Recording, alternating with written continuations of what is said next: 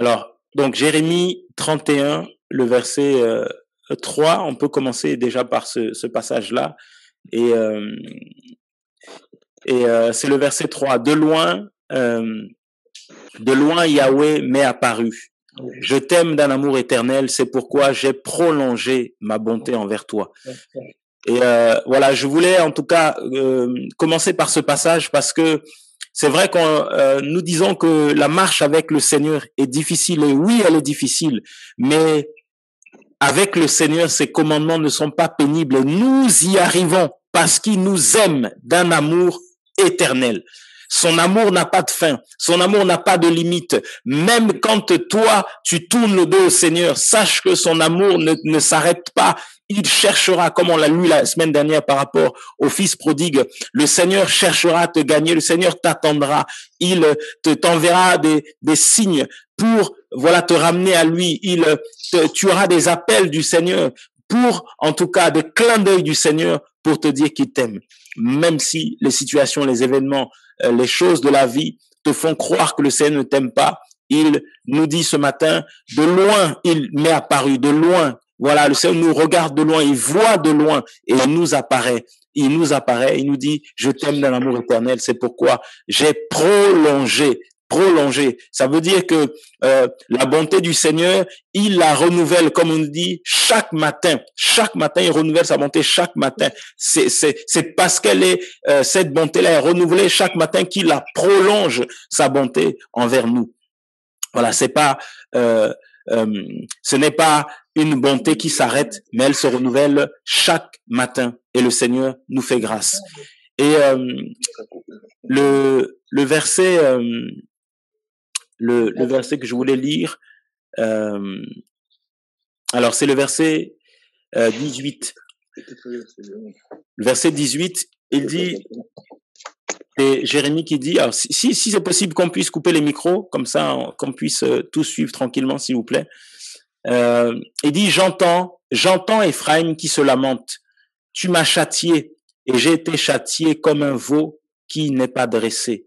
Fais-moi revenir et je reviendrai, car tu es Yahweh, mon Elohim. Car après m'être détourné, je me repens. Après avoir reconnu mes fautes, je frappe sur ma cuisse. Je suis honteux et confus, car je porte l'insulte de ma jeunesse. Éphraïm est pour moi un fils très précieux, un fils qui fait mes délices. Car plus je parle de lui, plus je me souviens encore de lui. C'est pourquoi mes entrailles sont agitées à cause de lui. J'aurai pitié de lui, déclaration de Yahweh. Voilà. Le Seigneur va parler au prophète Yirmia, au prophète Jérémie, et il va dire à Jérémie, j'entends Éphraïm qui se lamente. Et il va dire donc à Yirmia qu'il entend Éphraïm qui se lamente. Mais ce qui est merveilleux, c'est qu'il va faire entendre à Yirmia ce que Éphraïm était en train de dire. Tu m'as châtié et j'ai été châtié comme un veau qui n'est pas dressé. Fais-moi revenir et je reviendrai car tu es Yahweh mon Elohim. Et en fait, frère, je veux nous encourager par ce passage pour nous dire une chose, que le Seigneur nous entend. Le Seigneur est capable de faire entendre ce que toi tu vis. Il est capable de montrer à ses serviteurs, ses servantes, ses fils, ses filles, à ton frère, à ta sœur, ce que tu vis. Il est capable de montrer dans des songes, montrer dans des visions. Le frère témoignait tout à l'heure qu'il voit cet homme en train d'étouffer une autre personne, et le matin il se réveille et il voit que c'est son neveu. Il y a en 2013, je faisais un songe, je voyais une personne mourir. Ma femme fait un songe, elle voit une personne mourir. Et quelques semaines après, parce qu'on priait pour cela, on pensait que c'était, on se disait c'est quelqu'un de l'assemblée. Voilà, on priait on chassait l'esprit de mort. Et quelques semaines après, ma femme commençait à ressentir des douleurs au niveau de la poitrine, au niveau du cœur. Elle commençait à être essoufflée. Et on a prié pour cela. Et ensuite, voilà, on se disait le Seigneur va faire tout ça. On priait, le Seigneur a déjà fait. Et elle va au travail, ça faisait une semaine que ça durait, elle en parle à une de ses collègues qui lui dit va voir le médecin par rapport à ça. Elle va voir le médecin, elle m'en parle, elle me dit, je vais aller voir le médecin. Je lui dis, ok. Et j'étais au travail, elle va voir le médecin. Quand le médecin la voit, il lui dit, écoutez, les symptômes que vous décrivez sont pas très bons.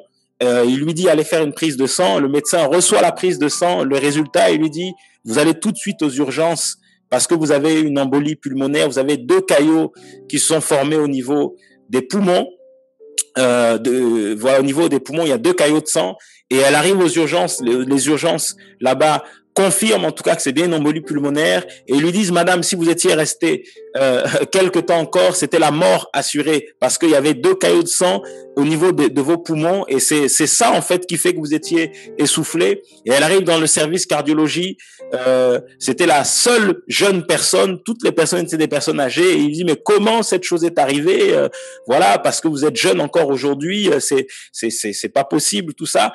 Et quand je la vois à l'hôpital, on avait une veille de prière ce jour-là avec les frères, et donc je me dis, je vais à la veillée, je vais pas à la veillée, je fais comment, et puis on en parle quand je vais la voir à l'hôpital, et elle me dit, non mais tu peux y aller, parce que tu vas rester, tu peux pas dormir déjà à l'hôpital, tu as les 2 enfants, et puis de toute façon tu pourras pas dormir ici. Et elle me dit, va à la veille de prière. Et donc j'appelle quelques frères, tout ça, je partage à quelques frères seulement cette situation parce que voilà, c'est médical et puis les gens n'ont pas besoin d'être au courant de ça. Et pendant que je vois ma femme à l'hôpital, la pensée me revient, vous avez fait 2 songes. Et en fait, les 2 songes, la personne mourait, c'était pas quelqu'un d'ailleurs, c'était ta femme. Et comme elle était hospitalisée, je ne pouvais pas lui dire, écoute, les songes qu'on a fait, en fait, c'est toi, c'est ce qui est en train de t'arriver. Le Seigneur m'a dit, ne lui dis pas ça parce que ça va plutôt l'effrayer. Elle est hospitalisée, elle est sous traitement. Voilà, partager une chose comme ça, ça peut l'effrayer. Et donc, j'ai gardé ça et on a prié avec les frères, on a prié, intercédé. Et puis, elle est sortie quelques jours, 3-4 jours après. Et quand elle est sortie, voilà, je lui ai dit, écoute, le songe qu'on avait fait, les 2 songes qu'on a fait, toi et moi, l'un et l'autre, en fait, c'était ça. C'est que le Seigneur nous a juste avertis parce qu'il voyait ce qui était en train de se passer. Et puis les médecins ont déclaré que elle devait prendre des médicaments à vie et elle se piquait tous les jours pendant plusieurs mois et elle ne devait pas tomber enceinte, mais le Seigneur a permis qu'elle tombe enceinte et puis quand l'enfant est né, on a tellement prié, je criais au Seigneur et le médecin lui avait même, le médecin traitant lui avait demandé de faire un dossier pour qu'elle soit déclarée affection de longue durée avec une carte qui la prendrait à 100% sur les maladies, tout ça. Et le médecin vendait bien, oui c'est bien, faut faire ça. Et quand elle m'en a parlé, j'ai dit non, au nom de Yoshua, ça là, on ne veut pas de ça. Il n'y a pas de traitement à vie, il n'y a pas de truc de médicaments à vie. On a prié aussi avec des frères et elle est tombée enceinte alors qu'elle ne devait pas tomber enceinte et le médecin a commencé à lui mettre la pression pour avorter et nous avons refusé cela.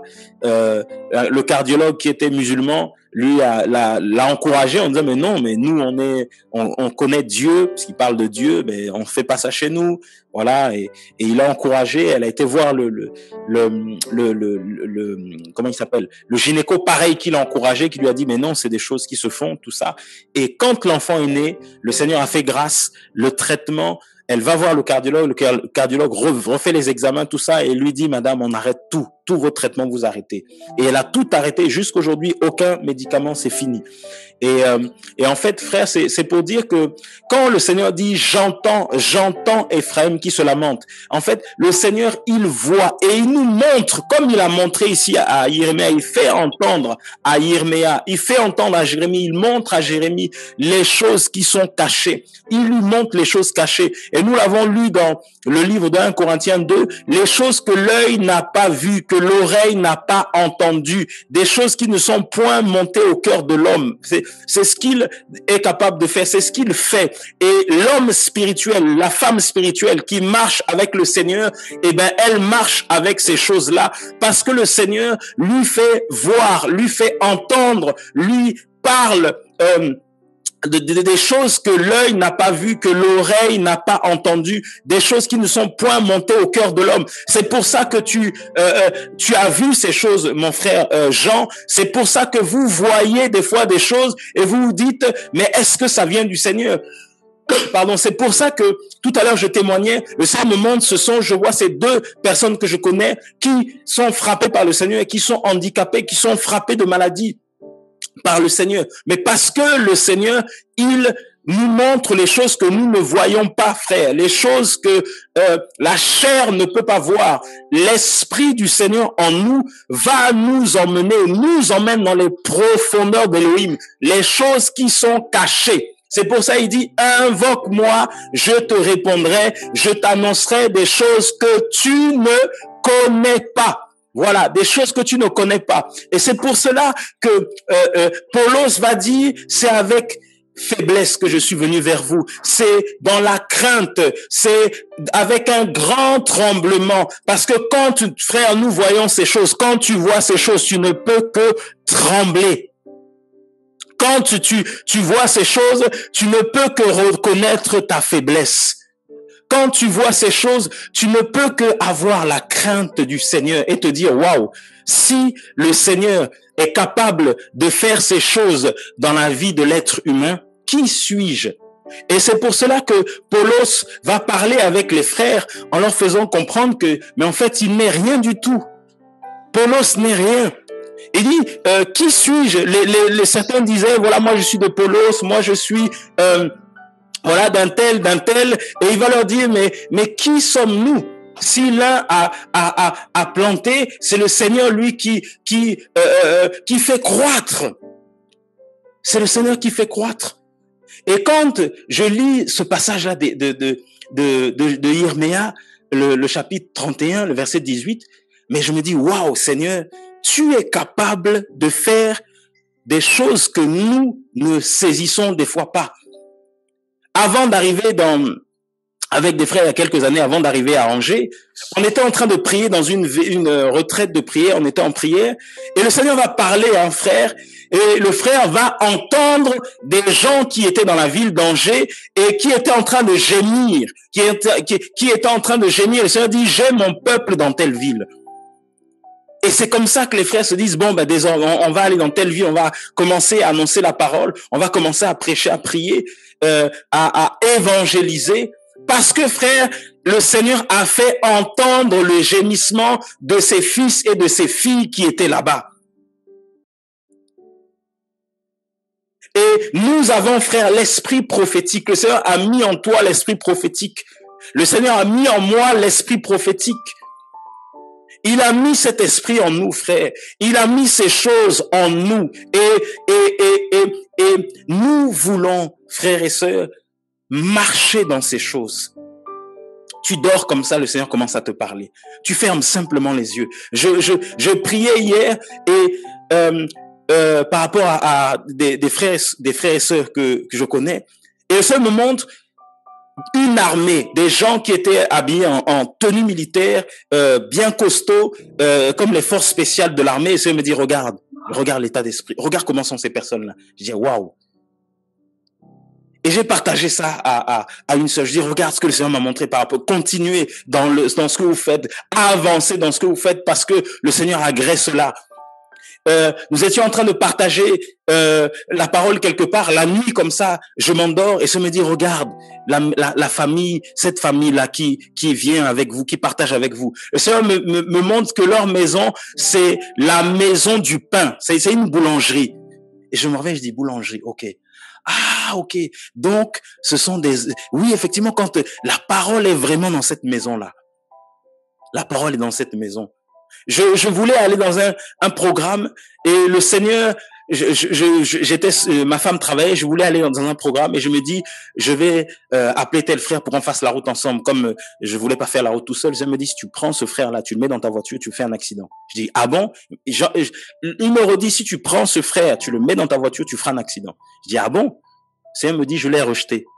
Je dis, ok Seigneur, je vais tout seul, il n'y a pas de souci. Frère, marchons par l'esprit. Marchons par l'esprit. On va prendre ce passage-là. On va prendre Galates.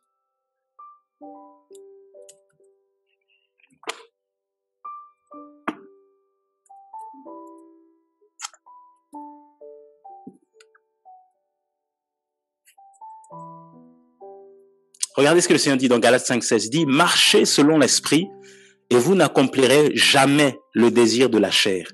Voilà ce que le Seigneur va dire. Il dit, car la chair désire le contraire de l'esprit et l'esprit le contraire de la chair. Et ces choses sont opposées l'une à l'autre, afin que vous ne pratiquiez pas les choses que vous voudriez. Or, si vous êtes conduit par l'esprit, vous n'êtes pas sous la Torah. Voilà. Et après, il va parler des œuvres de la chair. Mais le passage qui m'interpelle, c'est « Marchons, frères, par l'esprit et nous n'accomplirons pas les désirs de la chair. » La chair veut t'emmener dans des situations compliquées. La chair veut que tu continues dans la cigarette. La chair veut que tu continues dans l'impudicité. La chair veut que tu continues dans l'adultère. La chair veut que tu continues dans les amitiés, dans les relations frères, sœurs, les relations un peu compliquées. Mais le Seigneur, l'Esprit veut te conduire dans le désert. L'Esprit veut te conduire à le chercher d'abord personnellement. Regardez, frère, Yohanan le Baptiste est allé dans le désert. Il est parti seul. Mais quand il est allé seul, qu'est-ce qui s'est passé? Les gens, quand il a commencé à prêcher, les gens allaient dans le désert pour recevoir la parole. Le Seigneur commence à faire les connexions. Alléluia, frère. Dans le désert, comme il a obéi au Seigneur, il est allé dans le désert, le Seigneur a commencé à lui envoyer des hommes et des femmes qui venaient pour se faire baptiser, pour se repentir. Frère, si tu acceptes, ma sœur, tu acceptes d'aller dans le désert, tu acceptes cette solitude comme Yohanan le Baptiste est allé d'abord seul, ensuite le Seigneur a envoyé des gens. Accepte la mission du Seigneur, accepte l'appel du Seigneur, marche selon l'esprit. Oui, ça va être compliqué au départ, mais tu seras dans la joie par la suite parce que le Seigneur enverra des hommes et des femmes qui le cherchent. Alléluia.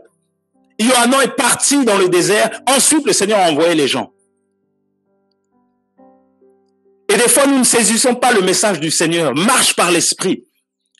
Éphraïm, là où il était, il se disait qu'il était seul, il était en train de se lamenter. Mais ce qui est merveilleux, le Seigneur savait que Éphraïm n'était pas seul. Et le Seigneur fait entendre à Yerméa les propos d'Éphraïm qu'il disait dans le secret. Oh, j'aime le Seigneur lorsqu'il fait ces choses-là, frère. J'aime ce Seigneur qui est capable de révéler les choses cachées, révéler les cœurs, révéler les vies. C'est comme un livre qu'il ouvre comme ça. Il est capable de révéler ce que toi tu dis dans le secret. Alléluia. Je parlais avec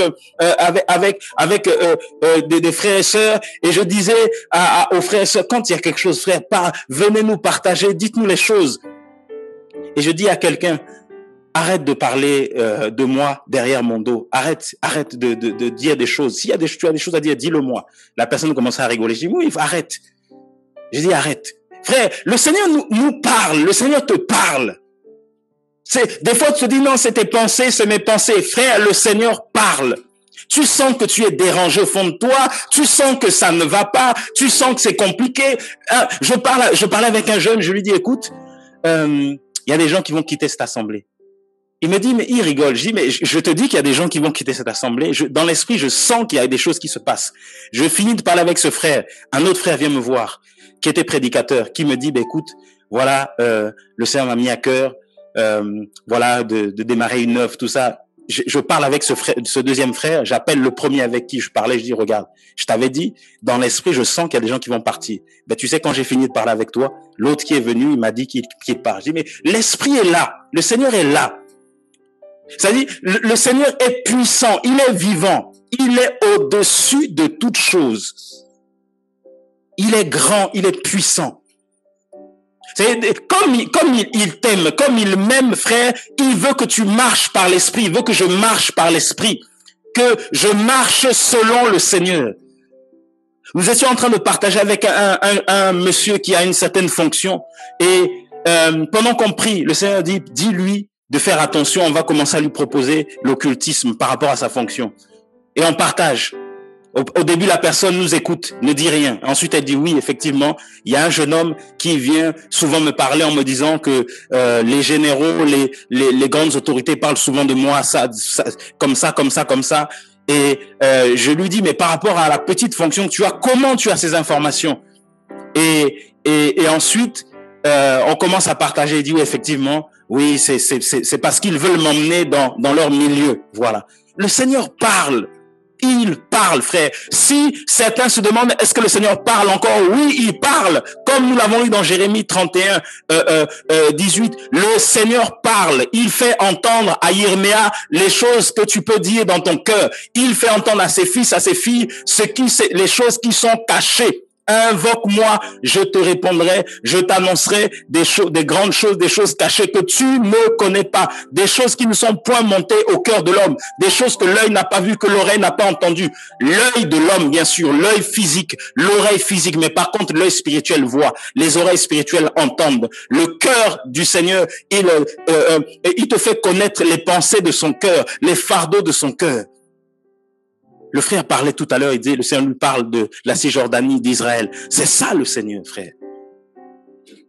Et nous avons besoin de marcher selon l'Esprit. Si on marche par l'Esprit, eh ben, nous n'accomplirons pas, frère, la chair. Le Seigneur va nous diriger. Le Seigneur va nous conduire. Le Seigneur va nous enseigner. Comme on partageait, voilà, frère, il va nous montrer nos faiblesses. Regarde, tu es encore dans le sentiment, tu es encore dans l'hésitation, tu regardes encore, voilà, le physique, tu regardes encore les événements, les situations, tu es encore distrait, tu es encore dans la peur. Saisissons, frère, tous les messages que le Seigneur nous donne, on en partage comme cela. Il parle parce qu'il voit qu'il y a encore de la peur, il y a encore de la crainte, il y a encore de l'incrédulité, il y a encore du doute. Il sait quand il parle que il y a encore plein de choses. Il le sait. Il sait que des fois il y a de la jalousie quand on partage comme ça et que certains, voilà, le Seigneur donne des paroles. Il sait que dans le cœur de certains il y a de la jalousie. Il sait, le Seigneur le sait que des fois tu es en colère, tu es comme ça te gêne un peu, mais il sait. Il sait aussi que lorsque telle personne intervient, ça te dérange. Il sait. Le Seigneur le sait, frère. Il voit cela. Et c'est pour ça qu'il parle, il pose ces choses. Il pose ces choses parce qu'il sait. Et quand le Seigneur pose ces choses, nous, tout ce que nous avons simplement à faire, c'est nous abaisser, reconnaître que Seigneur, là, effectivement, là, tu m'as confondu. Seigneur, là, tu m'as exposé. Seigneur, là, tu m'as dévoilé. Et puis, juste à le glorifier, dire Seigneur, pardon, et simplement nous abaisser. Parce que le Seigneur voit. Regardez comment il a dévoilé Zachée. Regardez comment le Seigneur, quand vous lisez les Écritures, comment il dévoilait les gens. Quand vous regardez Jean 8, la femme adultère, on peut le prendre ensemble.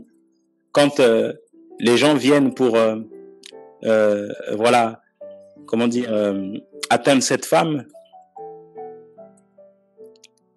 mais le Seigneur va parler à ces hommes et on nous dit petit et grand, le Seigneur va leur parler parce qu'il venait pour déranger cette femme qu'ils avaient entre guillemets, comment dire, ils l'avaient attrapé en flagrant délit d'adultère. Alors je vais le lire, ça veut pas s'afficher là.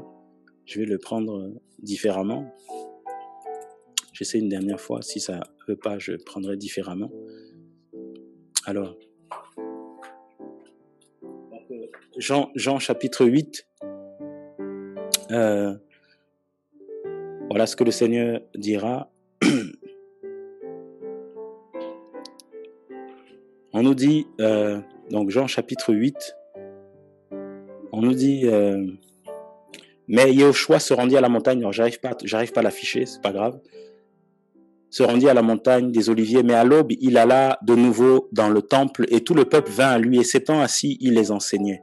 Alors les scribes et les pharisiens lui amenèrent une femme surprise en adultère et l'ayant placée au milieu, ils lui disent, docteur, cette femme a été prise sur le fait, commettant l'adultère. Or Moshe nous a ordonné dans la Torah de lapider de telles femmes. Toi donc, qu'en dis-tu? Alors il disait cela pour le tenter. Regardez, or, il disait cela pour le tenter, afin d'avoir de quoi l'accuser. Mais Yehoshua s'étant penché en bas, écrivait avec son doigt sur la terre. Donc vous voyez, le Seigneur savait qu'il voulait accuser cette femme. Il le savait.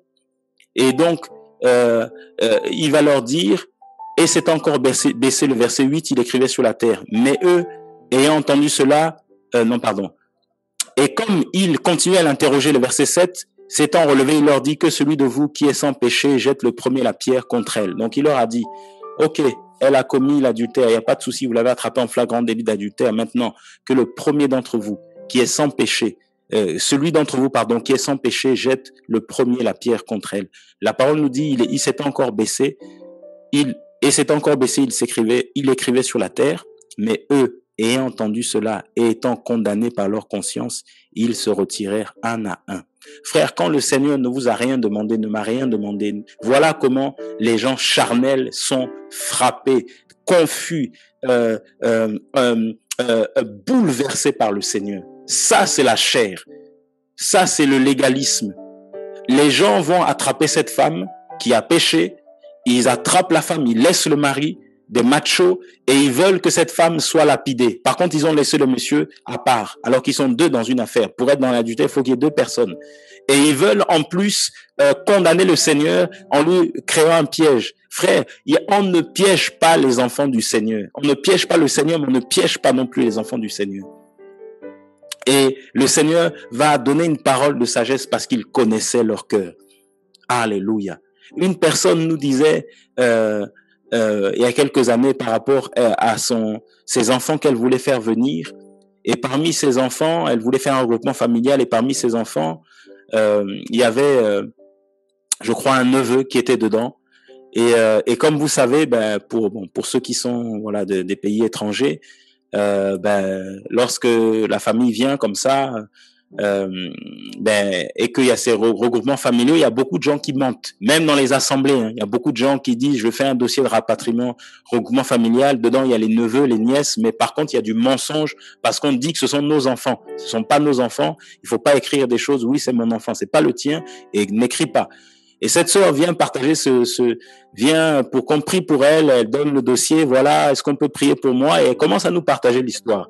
Elle me dit, voilà, j'aimerais bien je veux faire ce dossier. Bon, c'est l'enfant de ma sœur, mais comme ma sœur est décédée, voilà, je peux pas laisser cet enfant est à ma charge. Tout ça, c'est moi qui m'en occupe.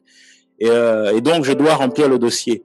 Et elle dit, il y a pas d'autre solution. Hein, je vais déclarer que c'est ma fille parce que chez nous, quand c'est l'enfant de la sœur ou du frère, on dit que c'est notre enfant. Je dis, oui, ça c'est chez nous. Mais est-ce que la justice française te dit que l'enfant de ton fils, c'est ton fils? Oh non.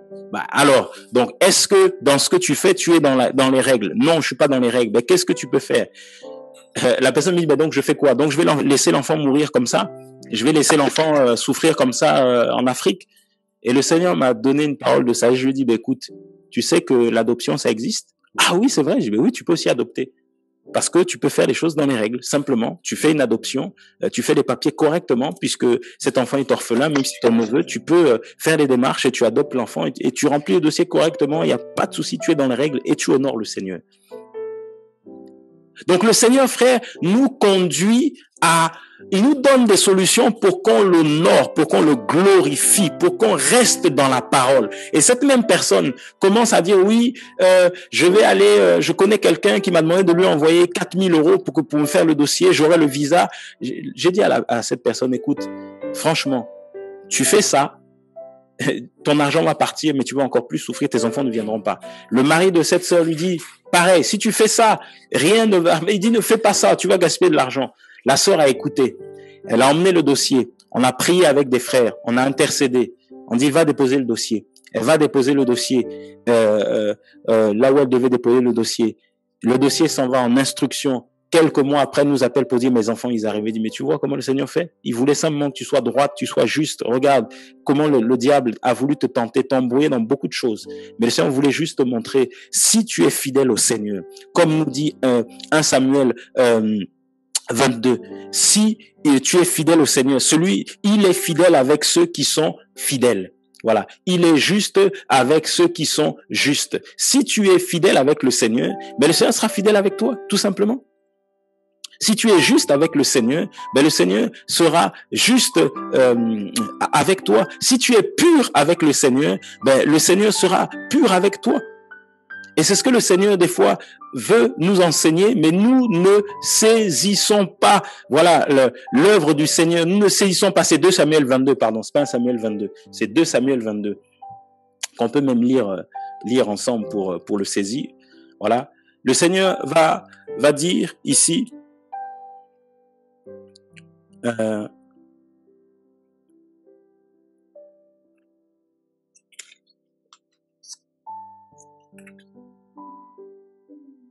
voilà. Il dit, avec celui qui est aimable, tu te montres bon. Et dans la version Martin, envers celui qui use de gratuité, tu uses de gratuité. Dans d'autres versions, on dit, avec celui qui est fidèle, tu es fidèle. Envers l'homme intègre, tu te montres intègre. Avec l'homme vaillant qui est intègre, tu te montres intègre. Avec celui qui est pur, tu te montres pur, mais avec le pervers, tu agis selon sa perversité. Voilà comment le Seigneur agit. Donc le Seigneur, il rend selon la justice, selon la droiture, selon l'intégrité dans laquelle tu marches. Et c'est pour cela, frères et sœurs, que Paulos va dire qu'il marche dans la faiblesse, dans la crainte, avec un grand tremblement, parce qu'il réalise que le Seigneur qu'il sert, ce Seigneur-là, il est au-dessus de toute chose. Il est au-dessus des lois que les hommes ont établies sur la terre. Il est au-dessus des préjugés. Il est au-dessus des autorités. Il est au-dessus des sages de ce monde. Il est au-dessus des intelligents de ce monde. Il est au-dessus des puissances du monde des ténèbres. Il est au-dessus de toute chose, le Seigneur. Et c'est pour cela, frère, que nous mettons notre confiance en lui, parce que nous savons, nous réalisons avec le peu d'expérience, avec la marche, avec ce qu'il fait dans nos vies, nous réalisons qu'il est au-dessus de toutes choses. Et c'est pour cela, frère, que nous mettons nos confiances en lui. C'est pour cela que comme dit Galates 5,16, marchons selon l'esprit. Ne marche pas selon la chair. Regarde, tu tombes, tu échoues, tu ne réussis pas. Tu es souvent dans la tristesse, souvent dans les pleurs, souvent dans les gémissements. Pourquoi? C'est parce que tu marches selon la chair simplement. Tu es souvent déçu parce que tu marches selon les penchants de ton cœur, les désirs de ton cœur. Mais il te dit, marche selon l'esprit. Marche avec l'esprit. Prie le Seigneur, écoute le Seigneur, fais selon le Seigneur. Tu verras, tu vas t'endormir simplement. Il va te parler. Tu vas simplement fermer les yeux, il va te parler. Des fois, tu n'as même pas besoin avant même que tu ouvres la bouche, tu fermes simplement les yeux, tu t'assoupis comme ça, tu comprends même pas. Hop, il te montre quelque chose, il t'interpelle sur quelque chose. Et tu te lèves, tu dis, ah, merci Seigneur parce que tu m'as éclairé. Et tu avances. Frère, si nous arrivons à avancer, c'est parce qu'il nous guide. Parce que quand il dit, ta parole est lampe à mes pieds, lumière sur mon sentier. Frère, nous avons besoin, il est la lumière du monde. Tu as besoin d'avoir la lumière qui te permettra de ne point marcher dans les ténèbres. Il est le Père. Le Père parle à ses fils, parle à ses filles. Il dit dans Jean 10 que ses brebis connaissent et entendent sa voix. Donc si tu es une brebis du Seigneur, comme tu es une brebis du Seigneur, eh ben, tu entends la voix du Seigneur. Sois simplement à l'écoute. Comprends. Quand tu reçois des songes comme ça, des visions, demande au Seigneur de t'éclairer, demande au Seigneur de te diriger, demande au Seigneur de te faire comprendre. Demande-lui, parle-lui. C'est vrai que des fois, on s'empresse à demander à des frères et des sœurs de nous expliquer, mais commence d'abord par le Seigneur. Et il va t'éclairer, il va te montrer les choses. Et tu marcheras sereinement. Tu saisiras et tu avanceras dans la victoire. Parce que tu ne marcheras pas selon la chair, mais tu vas marcher selon l'esprit. Tu vas marcher selon l'esprit. Je regardais un jeune qui était en train d'évangéliser dans une ville, et pendant qu'il évangélisait, une dame vient, elle arrache ses lunettes, elle casse ses lunettes. Mais c'est pas ce qui l'a empêché de continuer à évangéliser. Il a continué à prêcher, à parler. Malgré que ses lunettes étaient cassées, il a continué à évangéliser, à prêcher. Et vous savez, quand le Seigneur permet des choses comme ça, des fois c'est prophétique, et le Seigneur enlève les lunettes que toi-même, comme tu voulais pas les enlever, il les enlève par quelqu'un d'autre. Et puis il commence à te guérir. Alléluia. Le Seigneur, il passe par des moyens que toi-même, des fois, tu ne réalises même pas, tu ne sais même pas. Et c'est pour ça que plus tu vas marcher par l'esprit, plus je vais marcher par l'esprit, plus je vais saisir la pensée du Seigneur. Plus je vais marcher par l'esprit, plus je n'accomplirai pas les désirs de la chair. Je vais voir des choses que je ne voyais pas avant. Quand je lisais ce passage de Jérémie ou Jérémie 31 tout à l'heure, je me disais, mais oui, effectivement, le Seigneur dit que Ephraim est en train de se lamenter. Il me dit, non, ne regarde pas simplement le fait qu'il se lamente. Regarde le fait que c'est Jérémie à qui j'ai parlé pour lui dire que Ephraim se lamente. Et je veux te dire ce matin que quand tu es dans la difficulté, dans les combats, sache que le Seigneur parle aussi à d'autres frères pour intercéder pour toi, intercéder pour moi. Vous savez, ça nous arrive, des fois on se réunit, ça nous est arrivé le mercredi, ça nous arrive le mercredi ou plus, même chez vous-même, vous êtes comme ça, vous dites, le Seigneur vous met à cœur de prier pour les veuves. Mais quand vous priez pour les veuves, vous ne savez pas pour quelles veuves vous priez. Dans ces veuves, il y a des gens que vous connaissez, des gens que vous ne connaissez pas, et le Seigneur vous met cette pensée-là et vous intercédez, et là où les personnes sont, elles sont visitées. Quand le Seigneur parle d'Israël, de la Cisjordanie aux frères, c'est parce qu'en Cisjordanie, en Israël, il y a des gens qui sont en train d'implorer le Seigneur, de gémir, de se lamenter devant le Seigneur. Donc il touche également ses autres fils, autres filles qui sont ailleurs, dit prie, là il y a quelque chose. Et quand tu pries, ben le Seigneur agit là où il y a quelque chose. Frères, soyons à l'écoute. Soyons à l'écoute du Seigneur. Il nous met à cœur des fois de prier pour les autorités. Il nous met à cœur de prier pour les nations. Il nous met à cœur, de prier, pour certaines situations, parce qu'il sait ce qui est devant. Marchons par l'esprit. Marchons par l'esprit. Vraiment que le Seigneur fasse tomber les écailles de nos yeux. Voilà, c'est ma prière. Que le Seigneur fasse tomber les écailles de mes yeux aussi. Et vraiment que on ne regarde plus aux hommes. On ne regarde plus à comment sont les hommes. Ne te glorifie pas de ce que tu fais. Voilà, oui, quand on se réunit, il y a tant de personnes. Voilà, quand j'ai évangélisé, j'ai touché tant de personnes. C'est pas le plus important. C'est pas le plus important. Oui, j'ai prié, telle personne a été guérie, a été délivrée, tout ça. Et ben, le Seigneur fera aussi quand tu pries, les gens ne sont pas délivrés, ne sont pas guéris parce que c'est lui qui fait. Mais ne t'énerve pas non plus. Laisse le Seigneur faire. Et tu apprendras par là que ça sert à rien de t'égosiller aussi. Tu pries simplement et puis le Seigneur fait. Si c'est dans sa volonté, il fait. Si il a dit aussi qu'il ne fera pas parce que il a décidé de faire différemment, tu n'es pas le Seigneur, il fera différemment. Si nous marchons par l'esprit, frère, nous allons vraiment déposer la chair. Nous allons vraiment la déposer. Et le Seigneur se glorifiera comme il veut se glorifier. Vraiment que les écailles tombent, que les voiles soient déchirés, que l'appel du Seigneur, les signaux du Seigneur, que nous puissions, le langage du Seigneur, que nous puissions le comprendre et que nous puissions marcher dans ces choses-là. Vraiment, frères et sœurs, sache que quel que soit ce que tu traverses, le Seigneur le sait, il est au courant. C'est ce qu'il dit aussi dans ce message-là, au travers de Jérémie 31. C'est aussi pour dire, je suis au courant de ta situation, je sais ce que tu vis, j'entends ce que tu dis, je vois ce que tu vois, je suis au contrôle simplement. Je suis au contrôle. Mais, comme il dit aussi, mes voies ne sont pas vos voies. Autant les cieux sont élevés au-dessus de la terre, autant mes voies sont élevées au-dessus de vos voies. Mes pensées sont élevées au-dessus de vos pensées.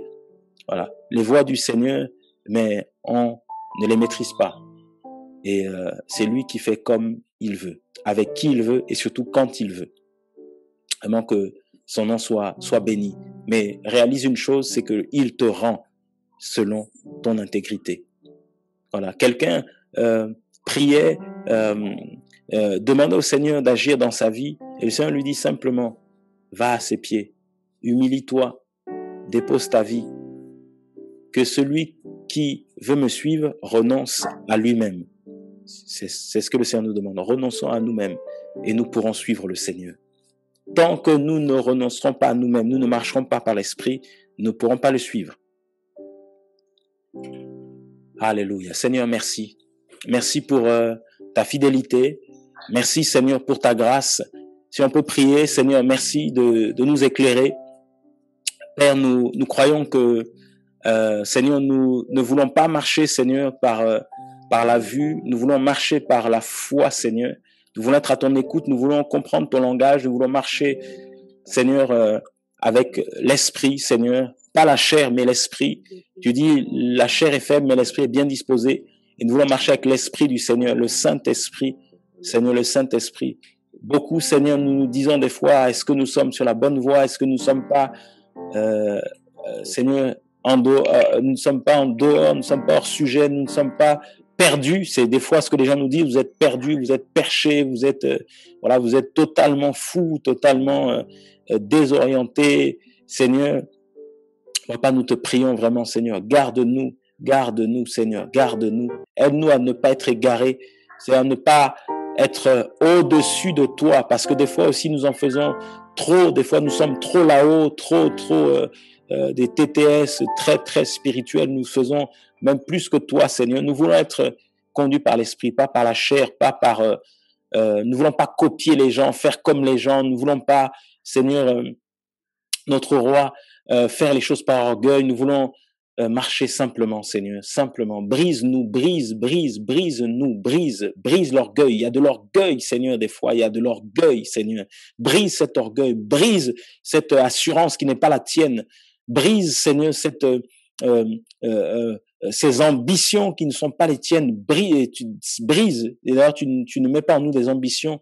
Tu mets en nous, Seigneur, ton plan, ta volonté, Seigneur, tes desseins, tes projets. Brise l'ambition, Seigneur. Brise, Seigneur, notre roi, Seigneur, toutes ces choses-là qui ne sont pas de toi, et conduis-nous humblement. Conduis-nous dans la faiblesse, dans la crainte et avec un grand tremblement auprès de toi, Seigneur. Merci. Que toute la gloire, Papa, te revienne, l'honneur te revienne, Seigneur. Et merci parce que tu encourages encore tes fils, tes filles, Seigneur, qui se posaient des questions ce matin. Tu les encourages, tu nous encourages, Seigneur. Oui, pour dire que, Seigneur, ils sont sur la bonne voie. Nous sommes sur la bonne voie, Seigneur. Tu encourages encore quelqu'un qui doutait, quelqu'un qui se posait des questions, qui était même prêt à lâcher, à retourner en arrière. Ce matin, Seigneur, tu le relèves. Et ce matin, Seigneur, tu rassures, Seigneur. Merci. Merci, Papa. Merci, Seigneur. Alléluia. Merci, Seigneur. Ce matin, je lisais vraiment, Seigneur, ce message, cette pensée de quelqu'un qui disait, même si la vie n'est pas facile, Jésus, je t'aime. Oui, Seigneur. Amen. Alléluia, Seigneur. Même si la vie n'est pas facile, je t'aime, Seigneur. Même s'il y a des combats, je t'aime. Même s'il y a, Seigneur, des moqueries, des insultes, des maladies, des choses compliquées. Jésus, je t'aime, Seigneur. Yahushua, je t'aime, Seigneur. Je t'aime, Seigneur. Garde-nous, Seigneur. Garde-nous. Sois vraiment béni. Sois élevé, sois exalté, et vraiment, Seigneur, qu'on soit au rendez-vous, Seigneur, simplement, qu'on soit au rendez-vous, parce qu'il y a un grand jour que tu as prévu pour nous, un grand rendez-vous, Seigneur, et nous ne voulons pas rater ce grand rassemblement, Seigneur, Seigneur, c'est le jour qu'il ne faut pas manquer, Seigneur. On peut manquer toutes les autres réunions, tous les autres programmes, toutes les réunions de réveil, les veillées, tout ça, mais Seigneur, ce jour-là, Seigneur, qu'on ne le rate pas, Seigneur. C'est le seul jour à ne pas rater. Alléluia. Seigneur, ce seul jour où tu viendras chercher ton église, qu'on ne rate pas ce jour, Seigneur. Prépare-nous à ce jour. Garde-nous pour ce jour, Seigneur. Préserve-nous pour ce jour, Seigneur. Que ce soit notre raison de vivre, Seigneur. Que ce soit la motivation de nos cœurs. Que ce soit notre raison de vivre, Seigneur. Pour toi, que tu sois cette raison de vivre. Au nom de Yeshua. Merci, Seigneur. Amen.